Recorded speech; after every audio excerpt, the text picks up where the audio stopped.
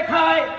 আজকে তারা আমাদের দিকে আঙুল তুলে বলছে যে মুসলমানরা দেশকে ভালোবাসে, তার পরিচয় দিতে হবে আমরা মুসলিম। এটাই আমাদের সবচেয়ে পরিচয় বড়, যে আমরা দেশকে ভালোবাসি। কেননা আমাদের কোরআন পাকে লেখা আছে, মিনহা খালাকনাকুম আফিয়া নুঈদুকুম ওয়া মিনহা নুখরিজুকুম তারাতান উখরা। যে মাটি তোমার জন্ম হয়েছে সেই মাটিতে তোমার দাফন করা হবে, সমাধিস্থ করা হবে। আমার এই মৃত্যুর পরে আমার এই মৃতদেহ সৌদি আরব নেয় না, আমার এই মৃতদেহ কুয়েত নেয় না, দুবাই নেয় না, পাকিস্তান আমাদের ঠাঁই দেয় না, আমাদের প্রতিবেশী রাষ্ট্র বাংলাদেশ আমাদের গ্রহণ করে না। ভারতবর্ষের পবিত্র মাটি, সোনা মাটি, খাঁটি মাটি, উর্বর মাটি, প্রেমের মাটি, সংস্কৃতির মাটি, সৌহার্দ্যের মাটি।